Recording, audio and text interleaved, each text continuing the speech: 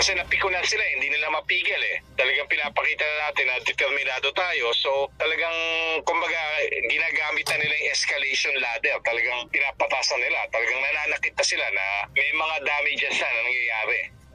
Tonight, tensions in the West Philippine Sea are escalating as China grows increasingly frustrated with the Philippines' unwavering stance in protecting its interests, particularly at the Ayungin Shoal. Renato de Castro, an international studies expert from De La Salle University, warns that China's aggressive actions could escalate further as it aims to assert control over a significant portion of the West Philippine Sea. Lalala pa yan pag gumamit na talaga sila ng dahas. At posible yan kasi yung Chinese Coast Guard, unang-una yung capability nila, no? Yung mga ginagamit yung Chinese Coast Guard, tatandaan natin yung kasaysayan niya, no? Ang goal talaga ng Chinese Coast Guard, hindi talaga yung constabulary of the sea. Ang goal talaga ng Chinese Coast Guard, manakop. De Castro emphasizes the importance for the Philippines to maintain its activities in the area despite the risks involved. He explains that while the Philippines cannot directly confront China's aggressive tactics, it cannot simply surrender its territory. In addition, De Castro cautions against China's use of violent methods and highlights the dangers associated with it. Well, itutuloy pa rin natin. Hindi naman tayo pwede gumamit ng dahas. Talagang antayin natin silang gagamit ng dahas. At kung gumamit man sila ng dahas, talagang, well, let's prepare for the worst. No?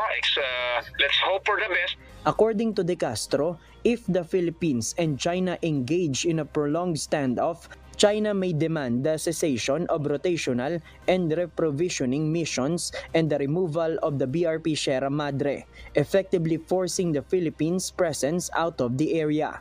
He notes that the recent altercation may not yet warrant invoking the Mutual Defense Treaty with the United States, but mutual consultations have commenced due to growing American concerns. Hindi pa armed eh, hindi pa kinetic eh. Pero naging concern na rin ng Amerika because this is leading to possible use of China by kinetic force. Kaya nga yung sa State Department statement, sinabi nila na there's already consultation going on, which is actually the Mutual Defense Treaty being already put into motion. However, security analyst Romel Banlaoy offers a different perspective, advocating for serious dialogue between both parties to resolve the situation.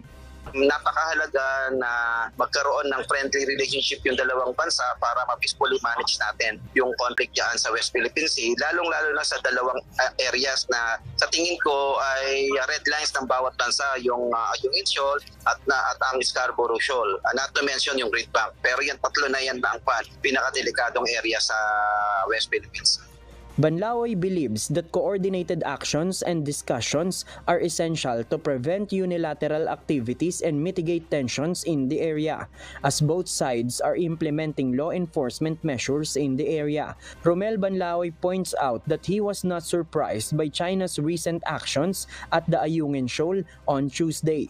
He expresses concern that China's next steps could worsen the situation if not addressed promptly. Baka magkaroon pa ng mas malala pang insidente sa naranasan natin ngayon. Kumbaga, yung naranasan ngayon ay the worst so far. Pero sa aking pagbabasa ng sitwasyon ay makakaranas pa tayo ng mas grabe pang insidente kung hindi natin mapipigilan ang mga respective unilateral activities natin dyan. Banlaoy believes that invoking the Mutual Defense Treaty with the United States would only complicate matters further.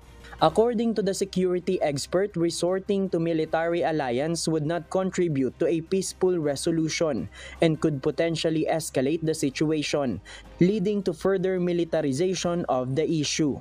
Sa ngayon, ang problema pa lang natin ay law enforcement and political problems. We don't want this law enforcement and political problems to develop into a military problem, because if it develops into a military problem, that will really create violence in the area. JP Nunez, UNTV, News and Rescue. We serve the people, we give glory to God.